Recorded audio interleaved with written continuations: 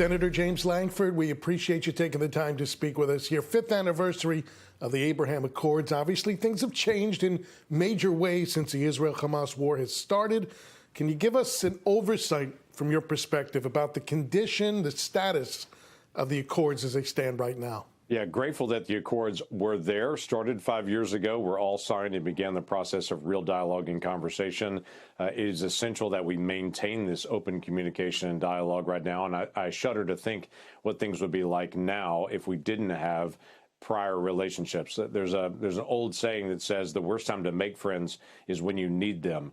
You make friends before you need them. The Abraham Accords are one of those moments that we were able to reach out, establish normalization, establish economic ties, open lines of communication. And then when Hamas then comes in and invades and attacks, we have open lines of communication with lots of countries in the region and around the world. I think that's essential. And I look forward to the day we can continue to be able to dramatically expand that number. It's really been a major test of the Accords, the war itself, and the way Israel's kind of been isolated, critiqued by many Arab countries, and yet they've still held firm. But in recent days, we saw the UAE come out and say it's a red line in terms of potentially Israel applying sovereignty to Judea and Samaria, the West Bank. And so we're learning that there are, in fact, parameters. I mean, do you feel that Israel has come close in some way to kind of testing severely the Accords?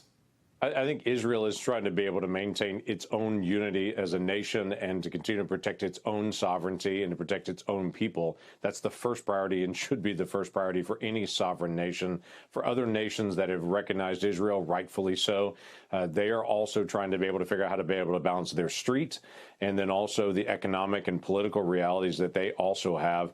And for many of them, they have a very noisy street that's saying we want to break off all ties with Israel, while leadership and cooler heads are saying, no, we want to have normalized relationships and economic development and shared partnerships for military protection, all those things throughout the region that's better for the countries in the region long term. So I think there's that delicate balance in every single country trying to be able to look at the political realities in their own nation. So for UAE to be able to speak out and to say, hey, we want to stay unified with you. We want to be able to find ways to be able to work together long term that have been very, very clear and have been very, very productive. They're also looking at, hey, where is too far right now, where we are right now in our relationships. We hear talk every now and again. The Trump administration will say, we've got some countries lined up. We're going to expand the Accords. It hasn't happened yet. Listen, I know it's much easier said than done, but do you feel maybe it's a bit overblown, the possibility of expanding these Accords, especially in this climate?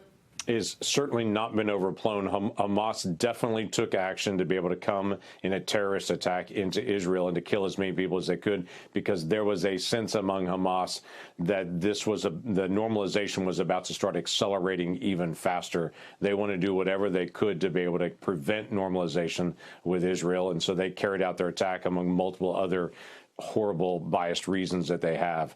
So right now it is very difficult to be able to expand the Accords, but the legwork is being done to say, hey, when there is some sense of settlement and resolve in Gaza, we still need to be able to look at what that looks like for normalization. The United States maintains this as a priority in all of our relationships around the world, to say we are also friends with Israel and we're trying to make friends who are also friends with Israel, and to be able to recognize not only Israel's right to exist, but open mutual cooperation on multiple fronts with Israel as well. So the United States maintains this as one of our priorities, and it's something that President Trump and Marco Rubio from our State Department continue to talk about.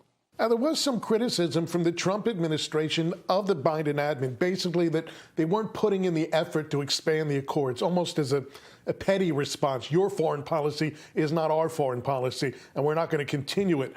Eventually, it seemed the Biden admin realized, hey, this is pretty sound policy, and made an effort with the Nega Forum and other initiatives to expand it. I guess my question is, post-Trump, if that day ever comes, how do you see the American government, how does Congress specifically keep this legacy, keep these policies in place in successive governments?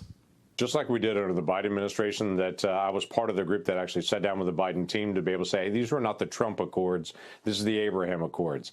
They set a process into place that should be expanded over and over and over. There's multiple nations that should participate in this. It did take the Biden administration almost a year to determine if they were going to pick up and continue to run with the ball that the Trump administration had put into place, but they did determine this is a good format. The negative forum was a good way for people to be able to interact and to be able to find ways to find areas of cooperation and conversation. So they continue to be able to run that. Obviously, October the 7th dramatically changed all the conversation in the region. And we still anticipate a day when there is peace and stability, we can continue to be able to expand this. But I would tell you, as long as I'm in the Senate, I'm going to continue to be able to push whoever the next president is 3.5 years to be able to continue on this process that began with the Abraham Accords, because it was never designed to be just a few countries. It was designed to be a global effort. Senator James Lankford, co-chair of the Senate Abraham Accords Caucus, thank you so much for taking the time to speak with us. You bet. Glad to do that. Take care.